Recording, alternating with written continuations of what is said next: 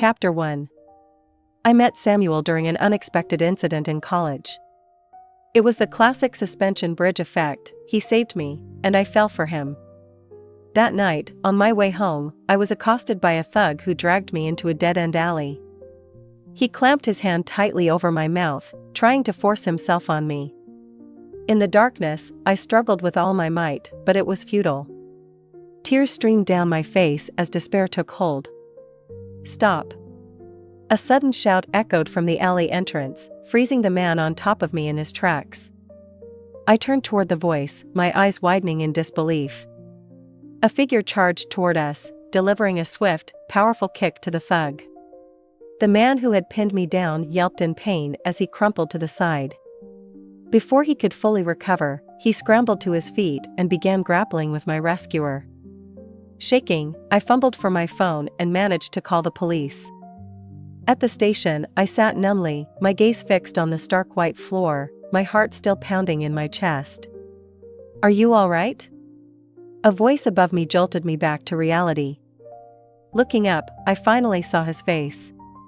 He was tall and lean, his already sharp features now accentuated by bruises and swelling, giving him a strangely comical appearance. I shook my head silently, my eyes catching sight of a metal badge on his jacket. It was the same as my school emblem. Chapter 2. "Are you from Central University?" My voice was faint and trembling as I forced the words out. Noticing that I had finally spoken, he leaned forward with interest, settling into the seat next to me. "Don't tell me, you are too?" I nodded slightly, confirming his guess. When our eyes met, his gaze felt like a ray of winter sunlight, warm and comforting, thawing the chill in my heart. "I'm Samuel Smith." "And you?" "Estelle Miller," I replied softly. No sooner had I spoken than Samuel let out an exclamation of surprise, startling the nearby officers at their desks. "Estelle? You're the student council president, Estelle?" His sudden enthusiasm caught me off guard, and I felt my ears heat up. Embarrassed, I quickly gestured for him to sit back down. Chapter 3. After that incident, Samuel began hovering around me constantly, orchestrating obvious coincidental encounters that anyone could see through, and every time, I would call him out on it without hesitation. My roommates, seeing his relentless pursuit and my lack of response, often dragged me into late-night heart-to-hearts. "Estelle, Samuel's just a troublemaker. Don't let him fool you." Still, since he had saved my life, I couldn't bring myself to chase him away. Over time, I grew accustomed to his presence, and an unnamed feeling quietly began to take root in my heart. One afternoon, as I was heading back to the dorm, I heard someone shouting, "Samuel's fighting again." I hurried to the scene and found him sprawled on the ground, panting heavily. "Why are you fighting again?"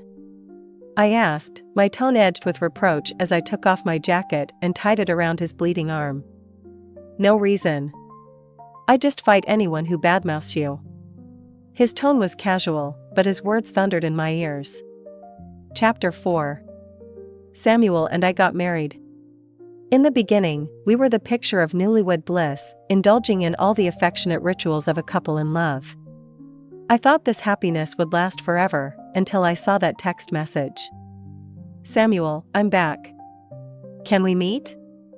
The sender's name was Eloan, someone I'd never heard of before. At the time, Samuel was in the kitchen, busy preparing dinner. His phone sat on the dining table, and I was nibbling on the dessert he had bought for me. Suddenly, the sweetness turned cloying, and I lost my appetite. I hesitated, but in the end, I decided to confront him directly. "Honey, who's Eloan Shaw?" "Eloan? Just a high school classmate." "Why?" "She sent you a message." The moment the words left my mouth, Samuel rushed out of the kitchen, grabbed his phone, and swiped at the screen. His expression shifted, and he stared at me coldly. "Did you go through my phone?" "No, the message popped up. I saw it by accident." His abrupt change in demeanor left me stunned. Before I could process what was happening, he had stormed out, leaving me frozen in place, bewildered. After that, he grew distant, coming home less and less. Whenever I asked, he brushed it off, claiming he was swamped with work. Now 9 months pregnant and nearing my due date, he suddenly suggested going hiking. Chapter 5. When I woke up again, I found myself lying in a hospital room, the sharp smell of disinfectant stinging my nose and making me frown. Hadn't I fallen off a cliff? How was I still alive? I tried to sit up but was immediately hit with a splitting headache, and my body felt completely drained of strength. Just then, a group of strangers burst into the room, rushing toward me with a mix of excitement and relief on their faces. "Eloan, you're finally awake. Do you know how worried we were? You scared your mother half to death." The woman leading the group leaned against my bedside, her voice trembling as she called me by a name that wasn't mine. Had they entered the wrong room? When did I change my name? And who were these people? "You're my daughter, Eloan Shaw." Eloan? Wasn't that the name of the woman who had contacted Samuel? Had I become Eloan Shaw? Just as I was about to protest, my eyes caught the reflection in the bedside mirror. The woman staring back at me had a delicate and refined face, with cherry-colored lips, a dainty nose, and skin so smooth and translucent it looked like polished jade. This face was nothing like my own. Could it be? Had I been reborn into someone else's body? The thought sent a chill coursing down my spine. At that moment, a doctor entered the room. The woman claiming to be my mother hurriedly bombarded him with questions about my condition. The doctor explained that I had suffered a head injury, which might cause temporary amnesia. His explanation was the perfect excuse, sparing me from having to reveal the truth. "What day is it today?" I asked, my voice hoarse. "September 15th, the doctor replied. "That was 5 days after my accident." "What happened to me?" "You were in a car accident while returning to the country. You've been in critical condition for several days, but you're finally stable now." Chapter 6. Once the hospital room emptied and I was left alone, I reached for Eloan's phone lying on the bedside table.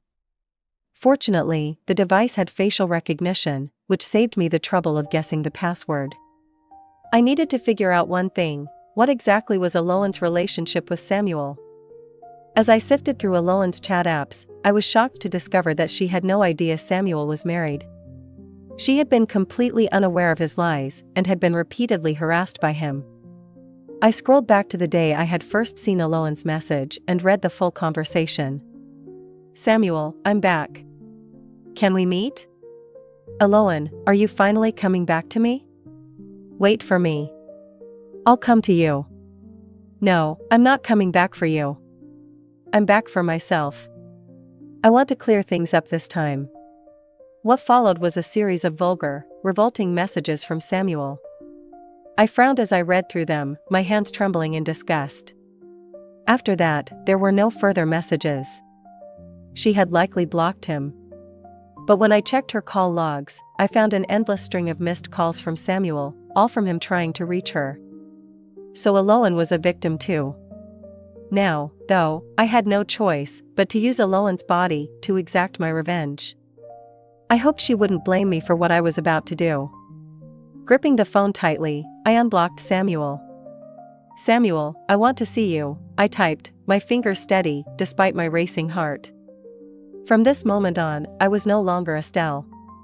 I was Eloan Shaw. Chapter 7. After being discharged from the hospital, I moved into Eloan's home. Her house was a modest villa, styled in European elegance, complete with a small garden outside and a staff of servants and maids at her beck and call. She was every bit the wealthy heiress. To avoid raising suspicion, I had to carefully learn her ways, her mannerisms, her preferences, the unspoken rules of her world. Fortunately, the excuse of amnesia gave me ample cover. I could openly and discreetly observe her personality and habits. Within a week, I had successfully shed the skin of Estelle and taken on the identity of Eloan, rarely slipping up. But to my surprise, Samuel came looking for me. "Miss, someone is here to see you," a maid announced. "Who?" He said his name is Samuel Smith. Hearing that name, my heart pounded so violently it felt like it might burst. My stomach churned, and I doubled over the sofa, dry heaving. "Miss, are you all right?" the maid asked, her voice laced with concern. "I'm fine." "Let him in." I took a deep, steadying breath. I should have felt glad. The fish had taken the bait. Chapter 8. When Samuel saw me, his emotions were unusually intense. He grabbed my hand, and I instinctively stepped back in alarm. "Eloan, are you all right? I heard you were in a car accident." "I'm fine now." "And you? How have you been?" "I've been doing great." Hearing this, I couldn't help but let out a cold laugh. He had just caused his wife and child to die and now had the audacity to show up here, flashing a radiant smile, as though nothing had happened. My anger bubbled dangerously close to the surface, and I wanted nothing more than to tear him apart. After a few moments of strained small talk, he suddenly pulled out his phone, brimming with excitement. "Eloan, I just got a huge windfall. Be with me, and I'll give you everything you've ever wanted." My eyes landed on the massive deposit displayed on his screen. I was momentarily stunned. Since when had he come into so much money? As far as I knew, he was just a regular employee, and I'd never seen any hint of bad habits or illicit dealings. Where did the money come from? A chill ran down my spine. "You don't need to worry about that. I have my ways," he said, sidestepping my question. He refused to elaborate, and I didn't have a good enough excuse to push further. But one thing was clear, I couldn't let this fish off the hook. "I'll think about it." The longer the line, the bigger the catch. Chapter 9. Samuel suddenly invited me to his office, saying he had something to give me. The excuse was exactly the same as the one he used back in college when he was trying to win me over.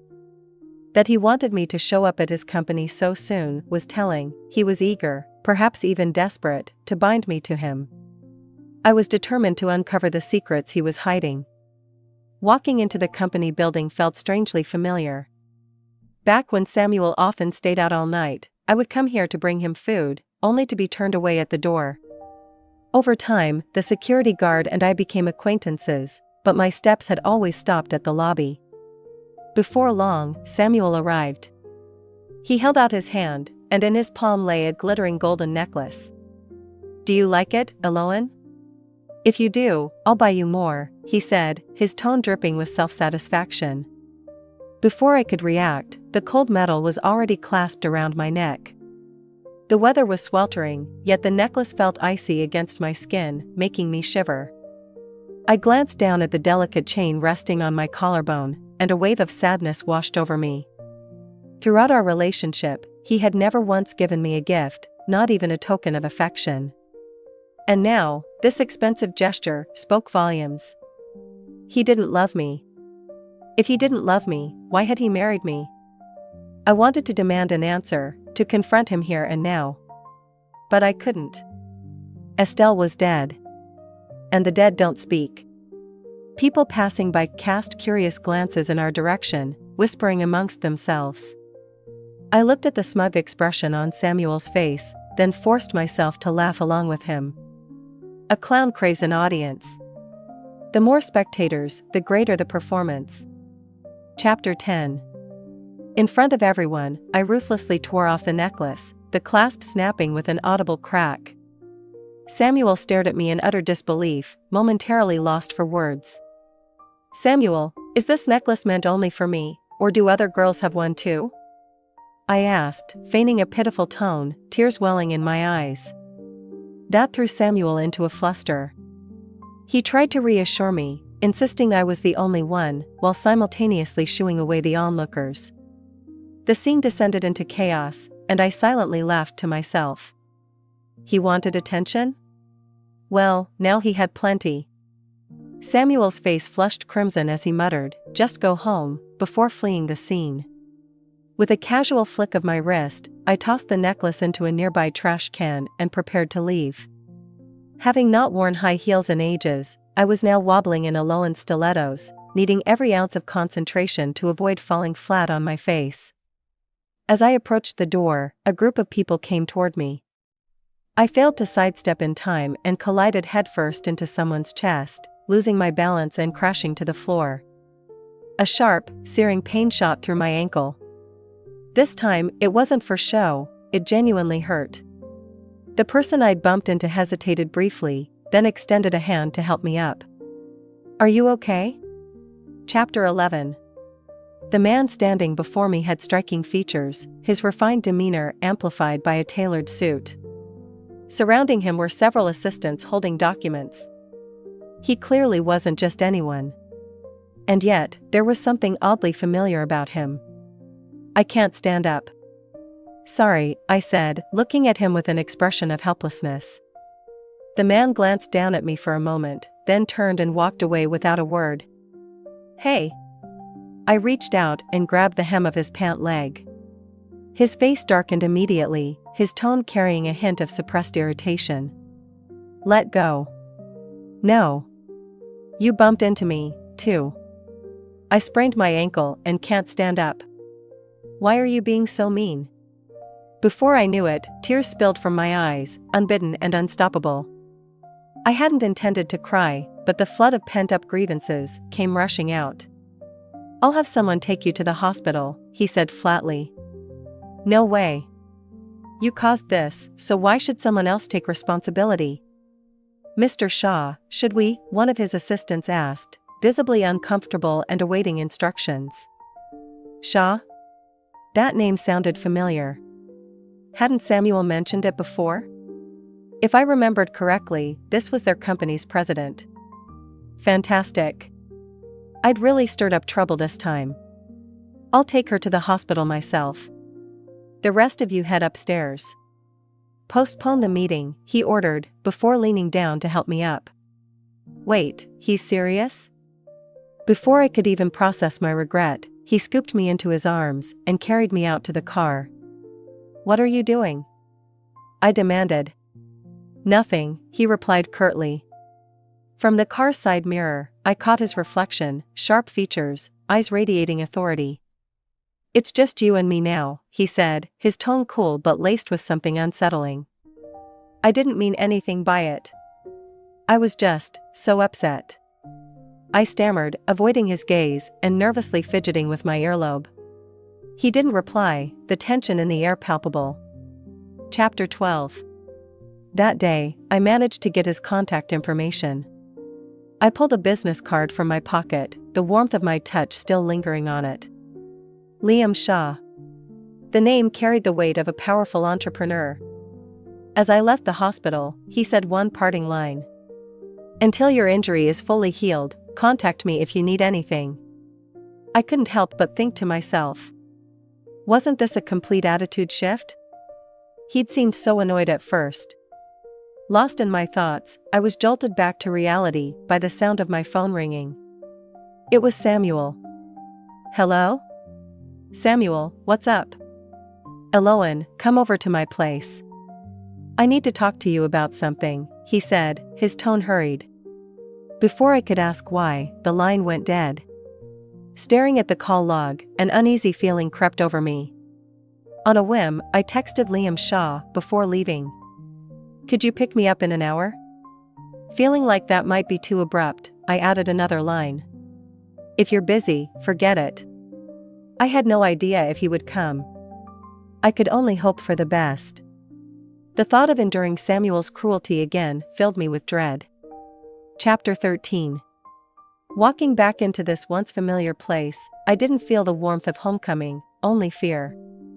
It was the same paralyzing fear I had felt at the bottom of the cliff, where I had clung to life as it slowly slipped away. I had lived here with the man I once believed was my forever, but now, there wasn't a single trace of Estelle in the house. It was as if I had never existed. How cruel. "Eloan, make yourself at home," Samuel said. "Okay." He sat across from me, silent, his gaze darting between me and the floor. Then he stood and began pacing, his movements agitated, as though something weighed heavily on him. After a long pause, he seemed to steel himself. Fixing his eyes on me, he finally spoke. "Eloan, there's something I need to tell you. I was married." Feigning shock, I gasped and quickly asked where his wife was. She had an accident. She passed away just a few days ago, he said in a flat, emotionless tone. Then how can you pursue me so soon? What about your late wife? My voice trembled, a mix of incredulity and suppressed anger. I didn't love her, Eloan. I've only ever loved you. Samuel's confession confirmed what I had feared all along, and my heart sank like a stone into icy water. I stayed silent for what felt like an eternity, forcing myself to ask the question that clawed at my throat. Then why were you with her? I don't know. At first, I was just curious, drawn in by something new. But after we got married, I realized she wasn't who I thought she was. She was lazy, short-tempered, and he hesitated before continuing, his voice dropping to a conspiratorial whisper. There were times I caught her sneaking out to meet other men. His slanderous words wormed their way into my ears, filling me with disgust. I stared at his moving lips in disbelief, my body trembling uncontrollably. Chapter 14. Come with me, Eloan, Samuel said, reaching for my hand. His eyes shone with what I might once have thought was sincerity. Let's leave this place. I'll give you anything you want. Please, just come with me. I stared at him, my lips tightening into a thin line. Why should we leave? I asked, my voice taut with barely restrained fury. He didn't answer. Instead, he turned toward the kitchen, muttering something about slicing fruit for me.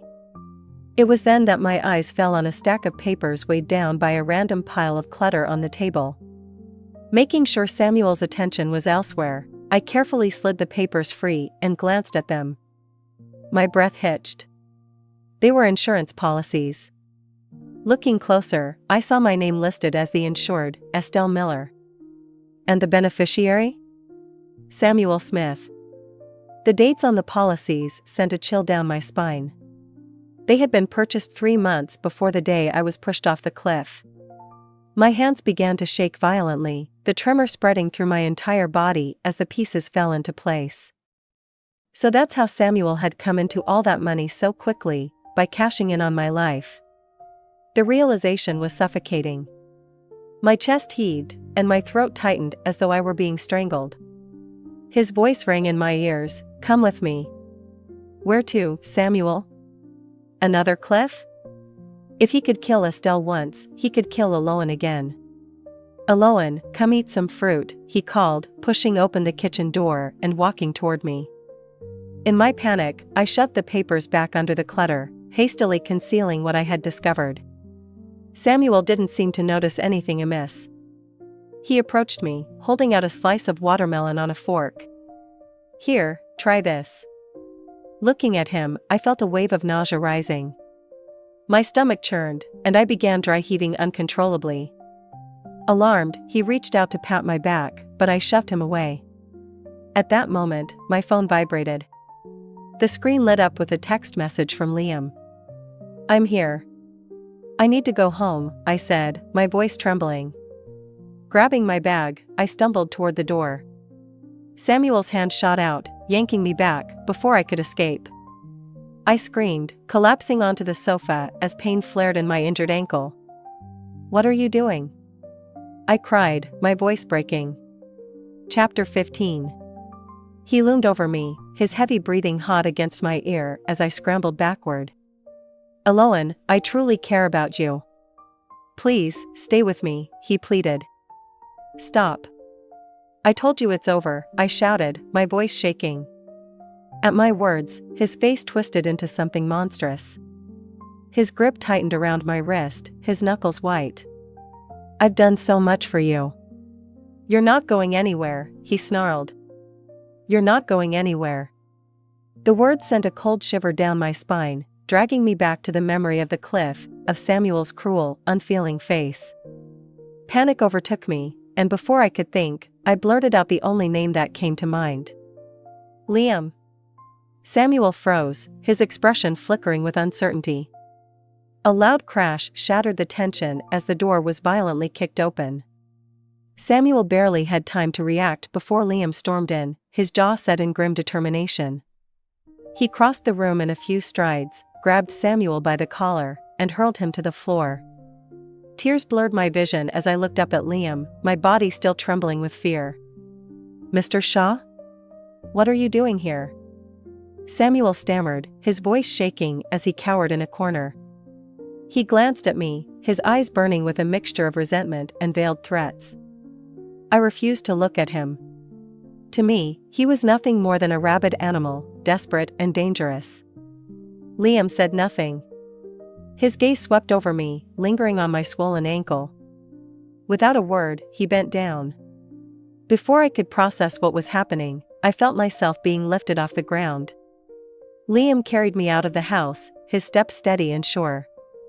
The faint woody scent clinging to him eased the storm raging in my chest. Chapter 16. I didn't know when it started, but I began to rely on Liam. Even for trivial matters, I would talk to him. Of course, it was always me initiating the conversation. He rarely replied, but whenever I needed him, he would appear. One day, Liam unexpectedly sent me a message.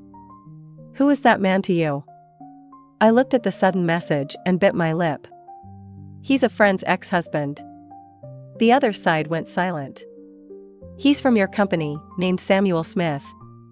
After sending that message, I tossed my phone aside and turned on the TV out of boredom.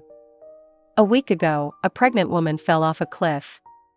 The latest update from the police indicates they are closing in on a suspect, and the investigation is ongoing. The screen then cut to that familiar place, stirring up bad memories. My attention was drawn to an elderly woman who had collapsed in the footage. It was my long-lost mother.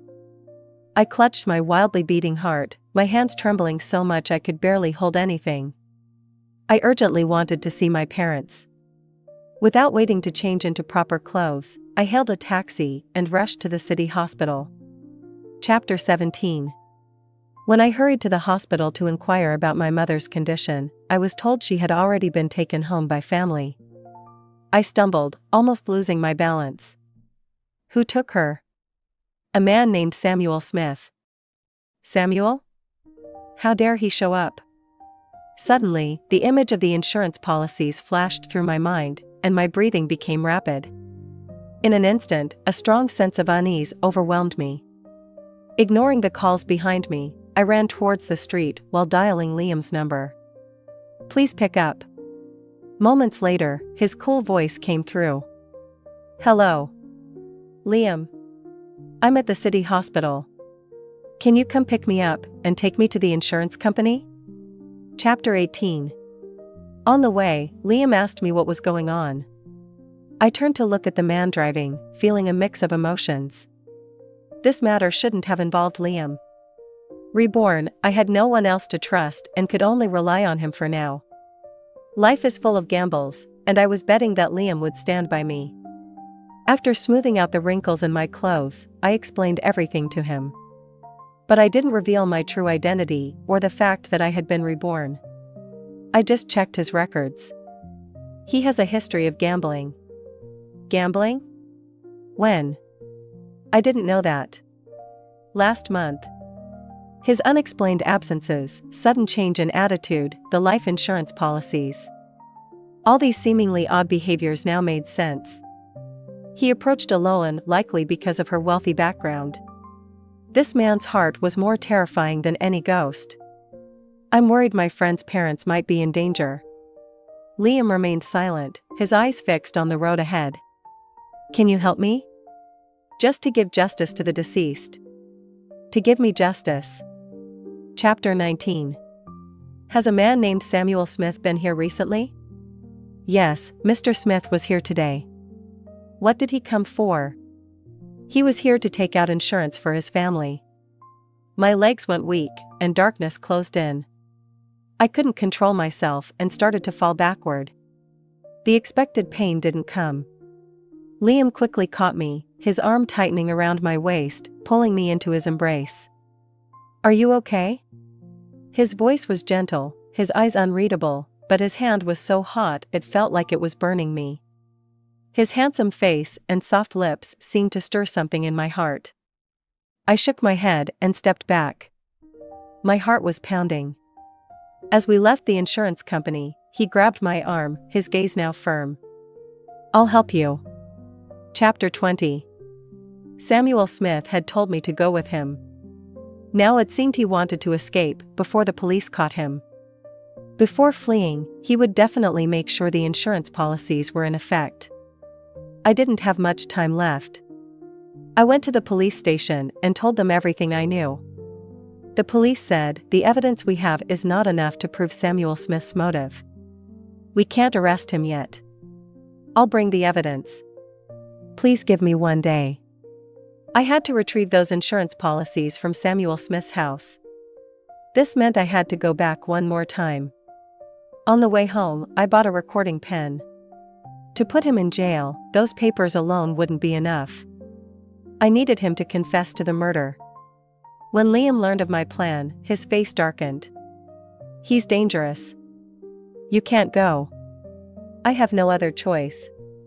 He might destroy the insurance policies. I've left the police my number. If anything happens, I'll call them." "I'll go with you." "No, I need you to do something for me." "Tell me." He rubbed his forehead, his brows furrowing. "I'm not sure if he will harm the elderly." "Can you find out where he took them?" Liam gave me a deep look, his eyes filled with worry. But in the end, he respected my decision. Chapter 21. Samuel Smith looked surprised to see me at his door. I walked past him, glancing around the house. Everything seemed normal. But having lived here, I could tell that some valuable items were missing. He was packing to flee. "What's wrong, Eloan? Couldn't bear to leave me and came to see me one last time?" He looked me up and down, his tone flippant. "Samuel Smith, I've decided. I'll go with you." As I spoke, I discreetly reached into my bag and turned on the recording pen. Samuel Smith's eyes widened in surprise, and he stood there for a long time before reacting. "But before that, you need to be honest with me about some things." "What things?" "I don't understand what you're talking about." He poured me a glass of water but avoided my gaze, his tone uneasy. "You can't fool me. If there's nothing wrong, why are you suddenly leaving?" He kept fiddling with the tea set, the porcelain clinking in his hands, making my heart race. Steam rose from the cup, then disappeared into the air. "My family is wealthy, you know that. If you don't tell me, I can't help you." I continued to pressure him. Finally, he couldn't hold it in and knelt beside me, gripping my hand, tears streaming down his face. "You have to help me, Eloan. I killed someone." "Who did you kill?" "My ex-wife." "Who was your ex-wife?" At this point, Samuel Smith stopped talking, his eyes lingering on me, unreadable. He was scrutinizing me. Chapter 22. I suddenly felt a pang of anxiety and asked him what was wrong. Without a word, he snatched my bag. I didn't have time to react, my mind going blank. I cursed inwardly. "Damn." Samuel Smith pulled out the recording pen from my bag, his face twisted with rage, his fingers white from gripping it so hard. "You were trying to trap me?" Before I could explain, Samuel Smith lunged at me, his hands around my neck, his eyes bloodshot and terrifying. "You want me in jail? Huh? I trusted you, loved you, and this is how you repay me?" His grip tightened, cutting off my air.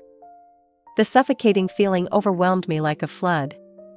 I struggled to reach my phone in my pocket to call the police, but Samuel Smith's position blocked me, making it impossible to reach behind. I used all my strength to pry his hands off, but the difference in strength was too great. Any resistance was futile. Gradually, I lost my strength, Samuel Smith's face blurring before my eyes. Was I going to die again? In a desperate moment, I saw the ashtray on the coffee table. Summoning all my strength, I grabbed the ashtray and struck Samuel Smith on the head. He fell to the ground in pain, blood flowing. Air rushed into my lungs, and I collapsed on the sofa, coughing uncontrollably. I couldn't stay any longer. I hurriedly picked up the recording pen and the insurance policies from the table and stumbled out the door. I tripped and fell countless times, but I felt no pain. I was ecstatic. With this evidence, Samuel Smith couldn't escape. Not far from the house, I ran into Liam. Seeing my disheveled state, he looked genuinely worried for the first time, urgently asking if I was hurt. I waved my hand, gave him a smile, and then lost consciousness. Chapter 23. When I woke up, I was in a hospital room, the white walls glaringly bright.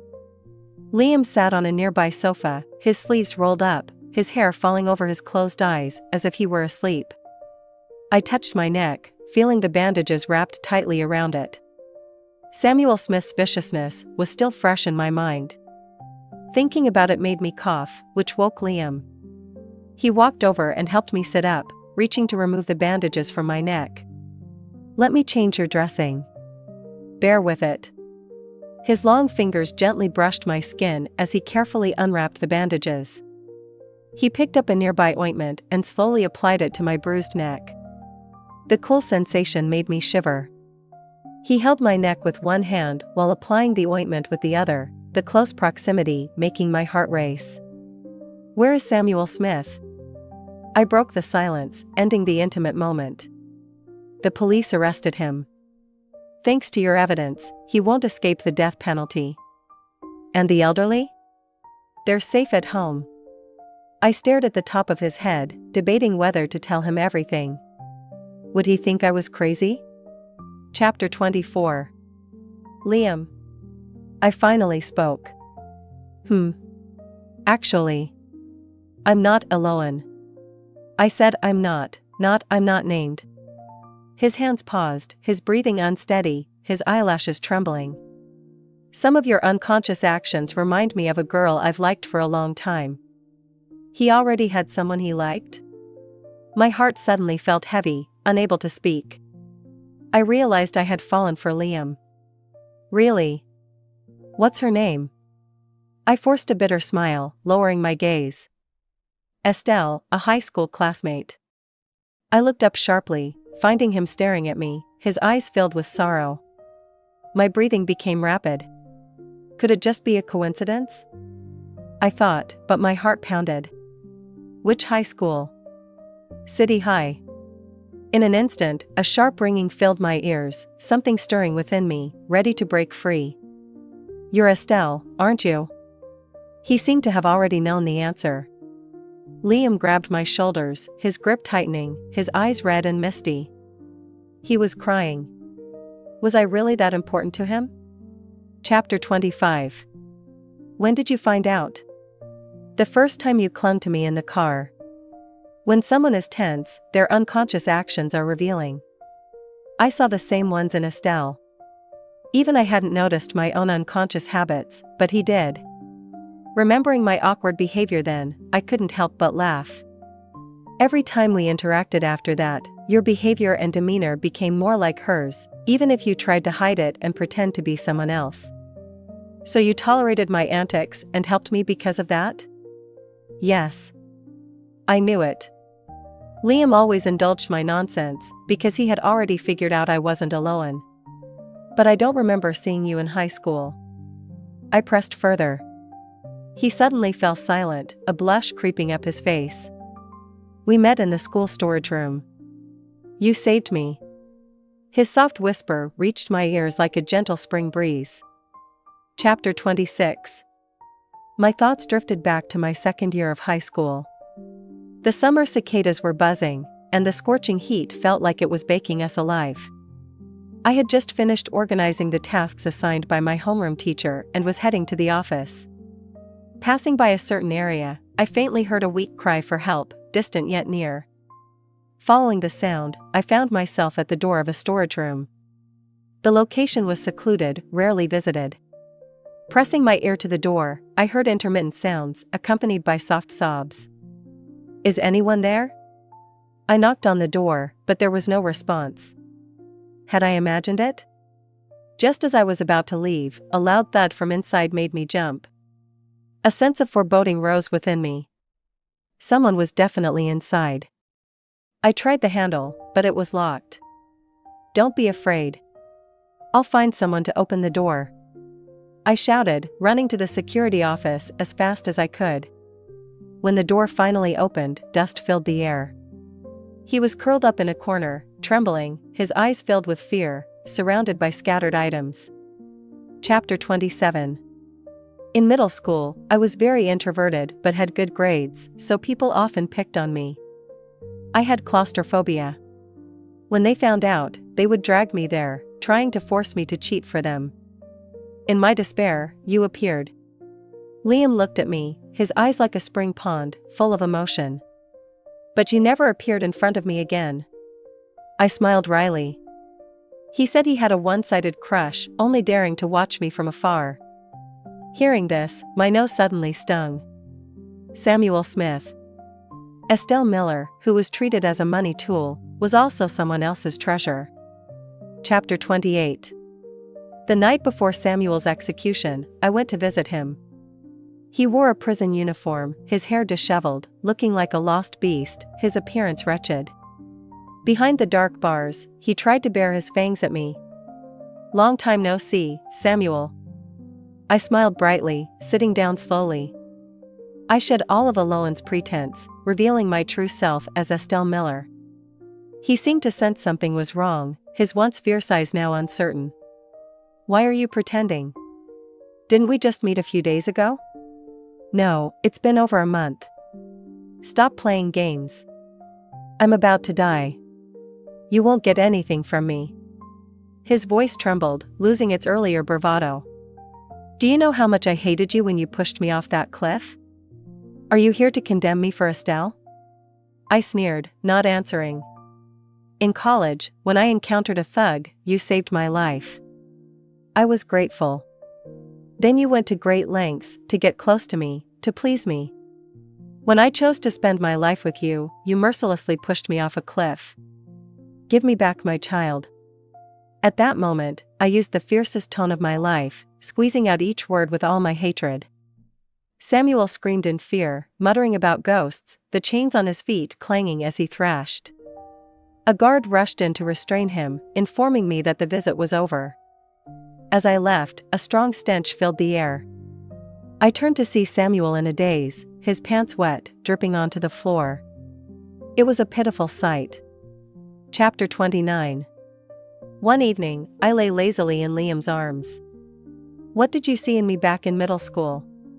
He smiled without answering, gently kissing my forehead and holding me tighter.